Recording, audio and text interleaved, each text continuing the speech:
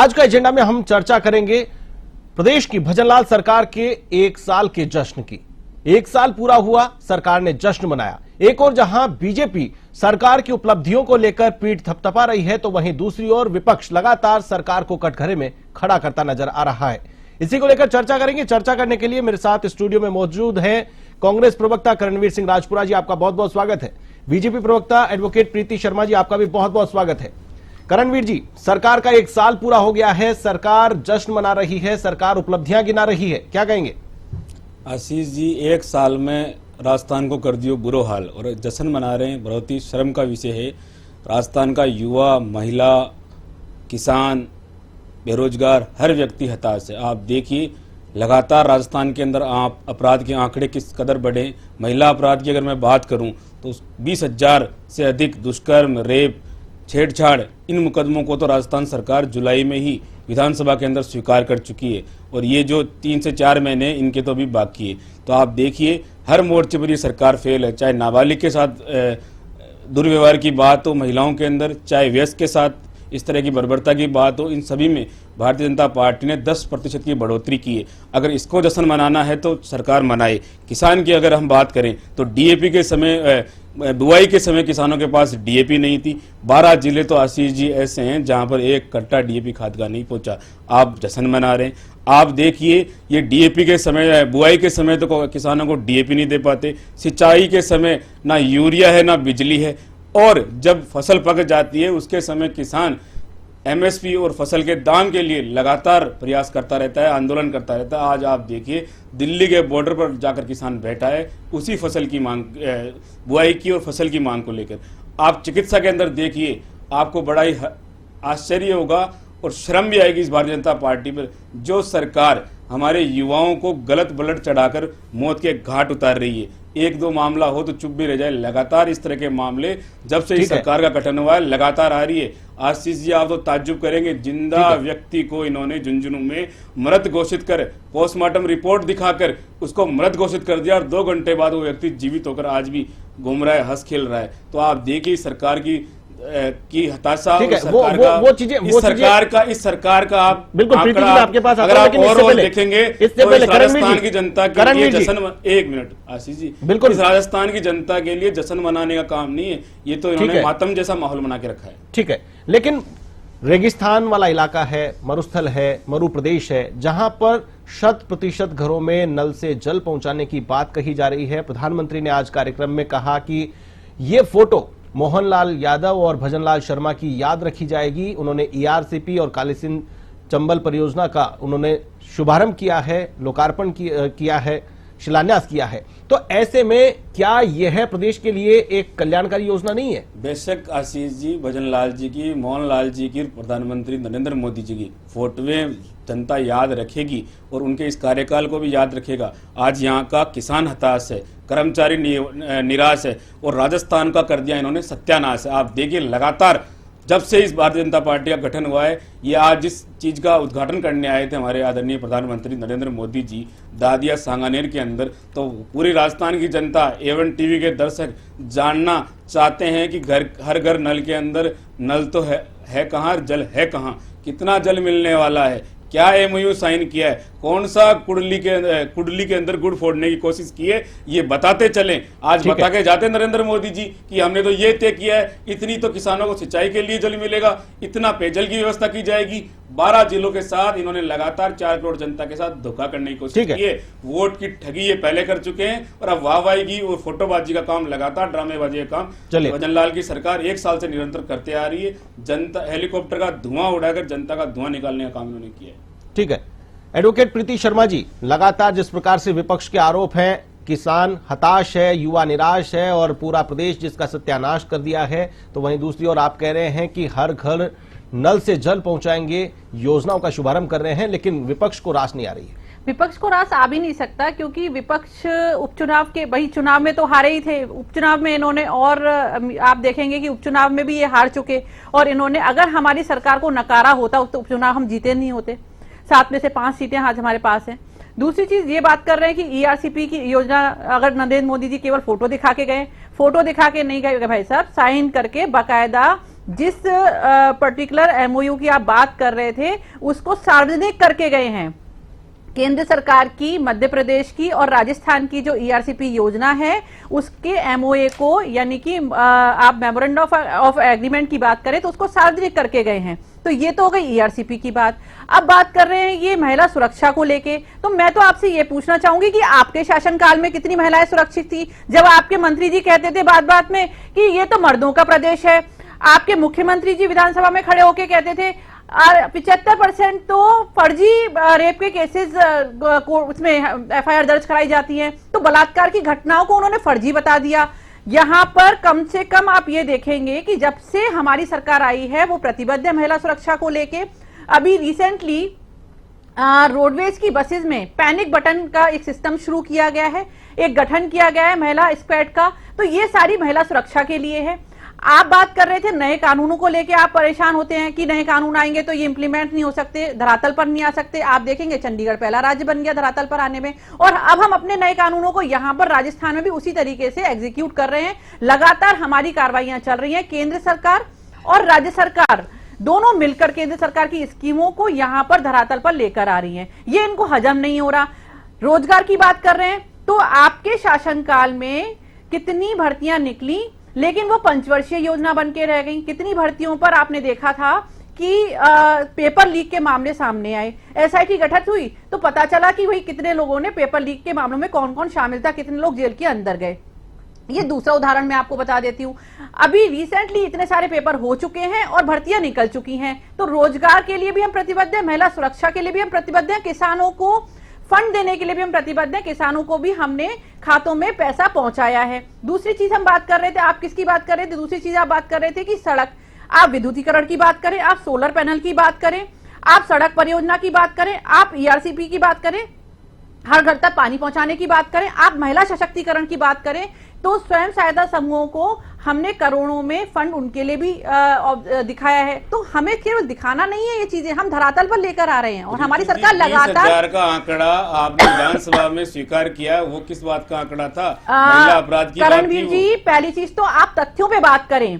आपके पास कोई ऐसा रिकॉर्ड है जिसमें आप मुझे ये बता सके कि 20,000 का आंकड़ा आप मुझे दिखाए ना? मंत्री जी ने स्वीकार करी, उसके बाद आप ये मुझे बताएं। ये तो विधानसभा में स्वीकार आप किया बात कर रहे हैं मुख्यमंत्री जी ने आप मेरी बात सुनिए, कि हाँ हमारे यहाँ 20,000 मुकदमे इस दौरान दर्ज हुए हैं, वो तो मान चुके हैं। उन पर कार्रवाइयां क्या हुई? क्या आपने उसका तथ्यात्मक अब कार्रवाई की मैं बता देता हूँ आपको। आपकी जो अपराध के अंदर जो सक्सेस रेट है वो 48% मतलब अपराध को मालूम होना चाहिए आपको मालूम होना चाहिए आपने कितने लोगों पर सक्सेस। आप इनकी खुद की अपराध आपकी सरकार की बात बता रहा हूँ, इस सरकार के अंदर कितने अपराधों के अंदर आपने पेंडेंसी रेट देख लो। आप ये बताओ मुझे तो आप तथ्यात्मक रिकॉर्ड, कोई आपके पास रिकॉर्ड ऐसा है जिसमें आप मुझे बता देता हूँ। 1 साल के 1 मिनट दस्तावेजी डॉक्यूमेंट्री प्रूफ। आप वकील है, मैं तो आपको तथ्यात्मक की बात बता देता हूँ। व्यस्क के साथ सुन लीजिए प्रीति जी, वयस्कों के साथ अगर महिलाओं के साथ अपराध की बात हो तो 10% की बढ़ोतरी आपके राज्य में हुई है। नाबालिग के साथ 8% की बढ़ोतरी हुई है। अपराध की पेंडेंसी रेट को भी आप 48% लेके चले गए हैं। और इसका एक नमूना मैं बता देता हूँ, 3,000 केस कितनी कसी गई, 3,000 कार्रवाइयां कितनी क्विक हुई है, जितना कि 3,000 केस मुकदमे तो आपके भजन लाल जी के सरकार के विधानसभा के अंदर ही हत्या, डकैती, चोरी, रेप, छेड़छाड़ के मुकदमे विधानसभा से सांगानेर की बात कर रहा हूँ, वहां दर्ज हो चुके हैं। भूल गए अभी रिसेंटली एकल पट्टे वाला कांड भी आप भूल चुके हैं, धारीवाल जी के अगेंस्ट में जो रीओपन हुआ केस, आप वो भी भूल चुके कि आपके शासनकाल में उदयपुर के अंदर घटना होती है, सरकलम कर दिया जाता है, लेकिन आज तक भी अगर हम अपराधियों को देखें तो अपराधी अभी तक भी पकड़ में नहीं आ पाए। सर कलम वाली बात अगर आप कन्हैया लाल जी वाली बात कर रहे हैं ना, 8 घंटे के अंदर दोनों अपराधियों को राजस्थान पुलिस ने पकड़कर सलाखों के पीछे डाल दिया था। अपराधी मेन अपराधी तो पकड़े ही नहीं गए हैं, आपको तो पता ही नहीं है इस बात का। मेन अपराधी की बात आप कह रहे हैं, जो आदमी उसमें संलग्न थे वो तो जेल के पीछे हैं। जो आदमी संलग्न नहीं थे, जो मेन अपराधी जिसने कलम किया था, सर वो कहाँ है? वो है क्या जेल के अंदर? आप मुझे प्रूफ दे दीजिए। आप बताइए, दो अपराधी उसमें थे, दोनों जेल में। आशीष जी, आप नाम बता दीजिए दोनों अपराधियों का, शायद वो दोनों जेल में। जिस प्रकार से एसआई भर्ती में कार्रवाई करने की बात आपने कही, लेकिन विपक्ष भी लगातार इस बात पर सवाल उठा रहा है कि आखिर आपने कार्रवाई की तो फिर जमानत क्यों मिल गई उनको? जमानत पर रिहा हो गए जिनको आपने पकड़ा। आशीष जी, कार्रवाई करना और जमानत दो अलग अलग पहलू होते हैं सिक्के के। जमानत कोर्ट के अंदर जो कोर्ट की प्रक्रिया है उसमें कभी भी विधायिका का हस्तक्षेप नहीं होता।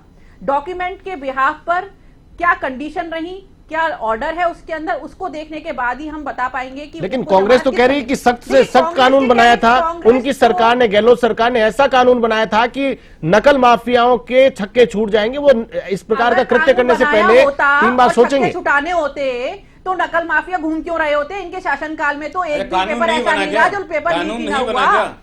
नहीं, लेकिन जमानत कानून की किताब पढ़े हुए, कानून नहीं बना क्या? कानून बनाने का काम ही होता है केवल विधायिका का, उसको एग्जीक्यूट कराना। और उसको जब हम न्यायपालिका के अंदर जाते हैं और वहां पर कोर्ट में जब डॉक्यूमेंट पेश किए जाते हैं तो बहुत सारी चीजें होती हैं।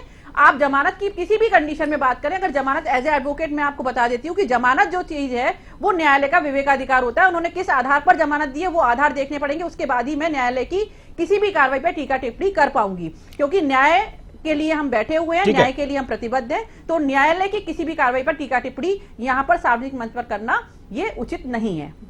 बिल्कुल। चलिए करणवीर जी, 7 ऐसी बातें हैं जिनको लेकर के चर्चा है कि सरकार की ये उपलब्धियों में गिनी जाती है। पेपर लीक मामले में जो कार्रवाई की गई है, ईआरसीपी जिसका शुभारंभ किया है प्रधानमंत्री नरेंद्र मोदी ने, सरकारी नौकरियां देने का जो वादा किया, 1 लाख नौकरियां देने की जो बात कही गई है, उसके आसपास ये फिगर जाता हुआ नजर आ रहा है। इन्वेस्टमेंट समिट पहले साल में सरकार ने की, जो कि पहले पैटर्न देखा गया कि अंत के साल में, चौथे 5वें साल में इस प्रकार के आयोजन देखने को मिलते थे। 35 लाख करोड़ के एमओयू साइन किए गए हैं। बजट पास किया गया, उसकी बहुत सारी घोषणाएं जल्द से जल्द धरातल पर उतारने की कोशिश की गई और उसी का परिणाम है कि उपचुनाव में 7 में से 5 सीटें बीजेपी ने अपने नाम कर ली। करणवीर जी। आशीष जी, मैं तो नौकरी से शुरू कर देता हूं। इन्होंने कहा था कि हम हर साल 1 लाख रोजगार देंगे। जब साल पूरा होने को आया तो आज से करीब 4 से 5 दिन पहले इन्होंने 1 लाख नौकरियों का वादा करने वाली भारतीय जनता पार्टी ने 72,155 नौकरियों की बात की। उसके अंदर भी आशीष जी आप देखिए 52,000 तो 4th ग्रेड की नौकरियां निकाली इन्होंने। 13,000 नौकरियां संविदा कॉन्ट्रैक्ट बेस पे लेने की इन्होंने बात की। 72,000 में से 52 और 13 तो इन्होंने निकाल दी। मात्र अगर चतुर्थ श्रेणी की भी निकाली है तो सरकारी नौकरी तो है। तो 1 लाख नौकरियों का आपको आंकड़ा दे रहा हूँ ना, 1 लाख नौकरी को तो चतुर्थ श्रेणी की भी अगर 50,000 निकाली है तो उसको मानोगे कि नहीं मानोगे? आपको ये भी पता होना चाहिए कि आरबीएससी की।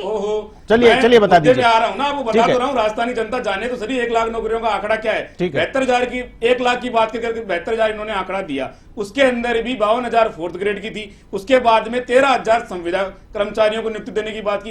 मात्र 6,000 नौकरियां निकालकर ये भारतीय जनता पार्टी थोती वाहवाही लूटना चाहती है। आप मुझे बताइए, lecturer, teacher, engineer, compounder, inspector, पटवारी, सिपाही, ये लोग जो 1 साल से तैयारी कर रहे थे, इस भारतीय जनता पार्टी के उस माया जाल में फंसकर इनकी सरकार को लेके आए थे। इन्होंने झूठे वादे कर वो युवा आज आपसे पूछ रहे हैं कि कहां है उनकी नौकरियां। इन्होंने लगातार नौकरियों की बात की। इन्होंने अभी तो 52,000 4th ग्रेड एम्प्लॉइयों की बात की। आपको मालूम होना चाहिए यही भारतीय जनता पार्टी जिसने 30,000 सफाई कर्मचारियों की भर्ती, जो लगभग कांग्रेस सरकार पूर्ण करने की थी, इंटरव्यू होने बाकी थे उनके, साक्षात्कार के पास पकड़ा गया था। मैडम, आपने भी फर्जीवाड़ा पकड़ा गया था। आपने भी वो लॉलीपॉप राजस्थानी जनता को 1 साल तक दिखाने का काम किया है। लॉलीपॉप नहीं दिया है हमने धरातल पर। अभी आप 2 दिन पहले का 30,000 नौकरियां उन्होंने आपने वो बंद कर दी। आते ही युवा मित्रों की नौकरियां आपने 5,000 वो खा गए। राजस्थान के युवाओं को युवा मित्र क्या थे आपको पता है? लगातार खाना चाह रहे हैं। वो युवा मित्र की नौकरी क्या थी आपको पता है? क्या थी युवा मित्र? सरकार का कुछ भी काम नहीं कर रहे थी। थे। सरकार का काम नहीं कर रहे थे। वहां पर सरकार आपने देखा क्या?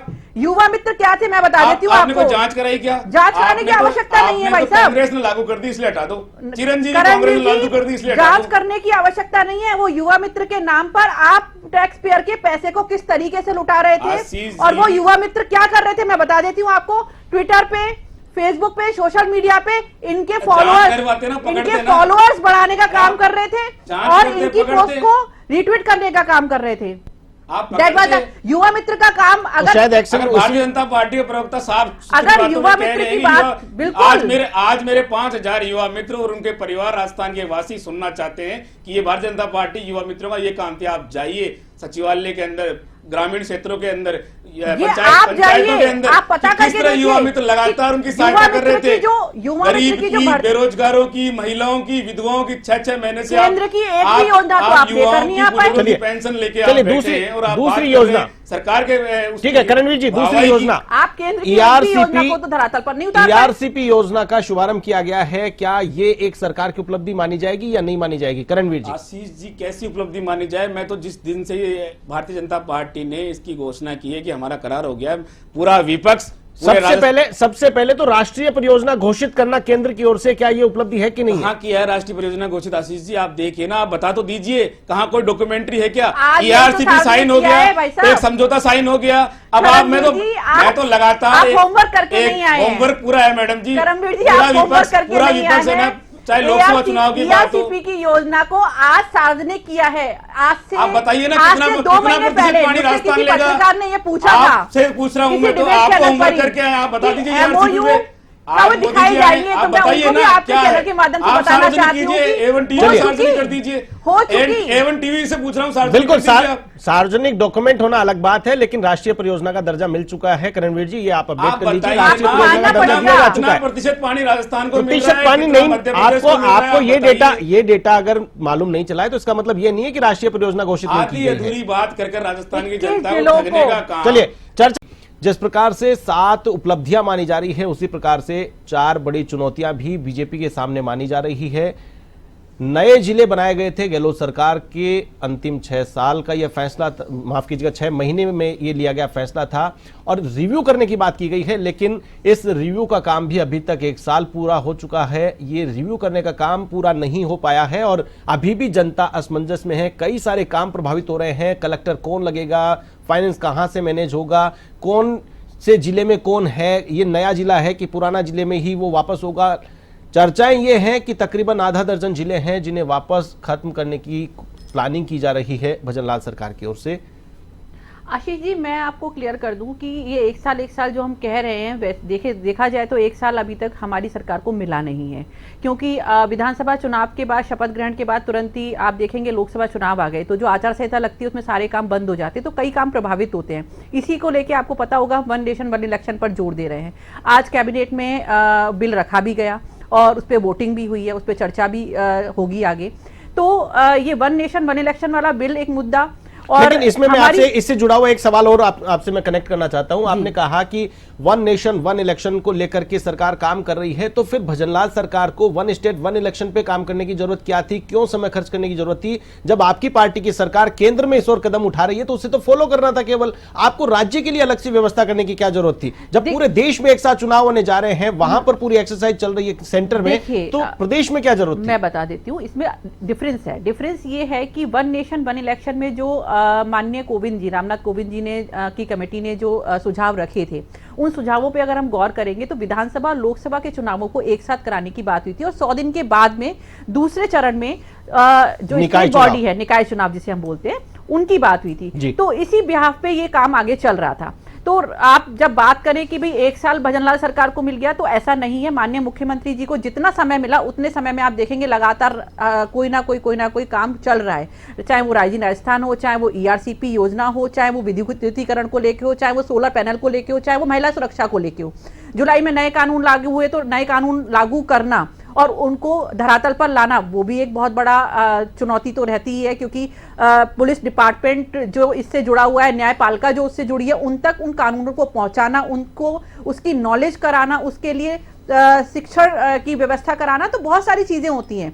आसान नहीं होती हैं चीजें कि आप सोचें कि 1 साल मिला तो 365 दिन के अंदर सारी चीजें धरातल पर आएंगी। वर्किंग जैसे शुरू हुई है, तो जो आपने भी इस चीज को माना कि जो काम 4 साल के 5 साल के अंदर होते हैं, जैसे कि 35 लाख करोड़ का निवेश लाना बाहर से, वो भी अपने आप में एक बहुत बड़ी उपलब्धि है हमारे लिए।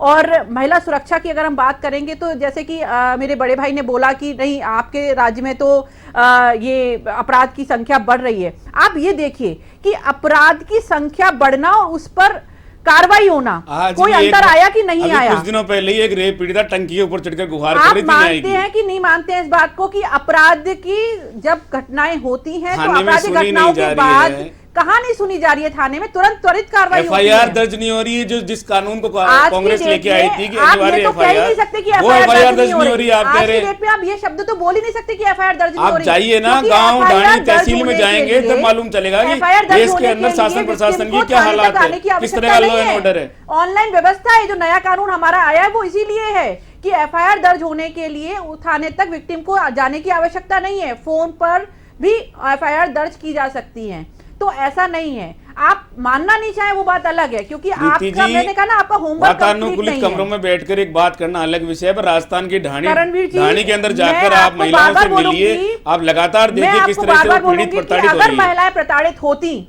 तो उपचुनाव में हमारे पास ये सीटें नहीं आती। दो मंत्री ऐसे ही नहीं अगर- हारते प्रीति जी, अगर सुनिए, आपकी सरकार की सक्सेस होती, सुनिए, चाहे आप 2 उपचुनाव के अंदर आपके 2 मंत्रियों की करारी शिकस्त हुई है, सुनिए वो इस मेरी बात का प्रमाण है कि देखिए, राजस्थान के अंदर आपका लॉ एंड ऑर्डर फेलियर है। राजस्थान की जनता ने आपके ऊपर भरोसा आप नहीं जताया इस है। चीज को- जिन 11 लोकसभा सीटों पर आप चुनाव आ रहे हैं आप उसको भी आप आधार इसे तो जोड़ के बता देखिए। दीजिए कि किस आधार पर आप ये बात कह रहे हैं कि राजस्थान की जनता ने हम पर भरोसा नहीं जताया, उपचुनाव में आप हार चुके। लोकसभा और चुनाव के ERCP अंदर आपका योजना, क्या जो प्रदर्शन 20 रहा? साल से कांग्रेस सरकार ने लटका आपके के रखी हुई थी। आपके दो मंत्री चुनाव हार चुके सरकार हैं। केवल और केवल क्या कर रही थी, पूरी राज्यों के सरकार बीच उन में लड़ाने का काम कर रही दोनों थी। मंत्रियों के चुनाव के अंदर वहां बैठी रही, उस सरकार को शिकस्त देने का काम करणवीर यहाँ जी, के आम आपको आवाम ये ने बात किया है। एक्सेप्ट करनी पड़ेगी कि राज्य सरकार, अभी जो हमारी भाजपा सरकार चल रही है, वो धरातल पर काम कर रही है और पब्लिक 6 महीने से सामाजिक सुरक्षा पेंशन नहीं मिल रही है, आरजीएचएस के मरीजों को इलाज नहीं मिल रहा है, युवाओं को नौकरी नहीं मिल रही है, छात्र संघों के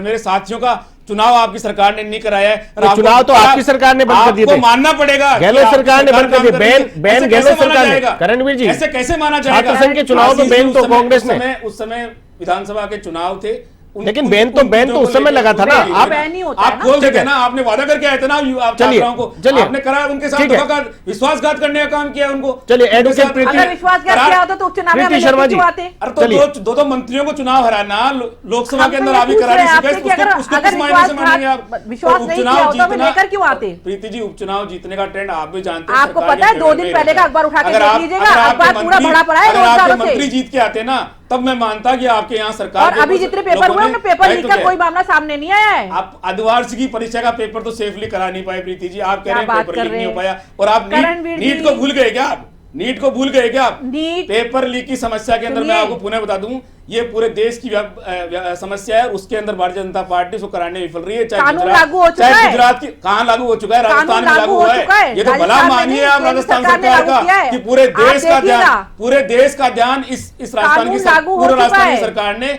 ठीक है। ध्यान आकर्षित करके एक मॉडल चलिए। स्टेट के रूप में पेपर लीक पर करणवीर कानून जी, बनाया। होमवर्क कंप्लीट नहीं आप है। बताइए, अब उत्तर प्रदेश में कौन सा कानून करणवीर लागू जी, हुआ है? होमवर्क आप नीट के कंप्लीट ऊपर कौन सा नहीं है कानून आपका। आप बताइए ना, पेपर लीक में कौन सा कानून लागू हुआ है? इस सरकार, देखो गहलोत नाम सरकार अभी के exactly आज केवल मेरा एक कानून लागू राजस्थान, हो चुका है ना। केवल और केवल एक राजस्थान ऐसा प्रदेश है, केंद्र सरकार ने नीट के पेपर केवल के और बाद केवल एक कानून राजस्थान ऐसा लागू कर प्रदेश दिया है जिस जहां पर चलिए, पेपर लीक के ऊपर चलिए, एक समय की प्रभावी सीमा है, कानून और समय की कड़ा सीमा है। सुरक्षा का कानून बनाया गया है। समय की सीमा है। मैं चलते चलते आप दोनों से एक एक मिनट में अपनी प्रतिक्रिया जानना चाहता हूं। 1 साल पूरा हुआ है, भजनलाल सरकार जिस प्रकार से दावे कर रही हैं, जिस प्रकार से ईआरसीपी की बातें की जा रही है, करणवीर जी, क्या इस दिशा में अगर हर घर नल से जल पहुंच जाता है, ये सरकार की बड़ी उपलब्धि होगी कि नहीं होगी? और जिस प्रकार से जो एमओयू किए गए हैं 35 लाख करोड़ के, ये एमओयू अगर धरातल पर उतार पाती आने वाले 4 साल में ये सरकार, तो क्या विपक्ष इस बात को सरकार की उपलब्धि मानेगा कि नहीं?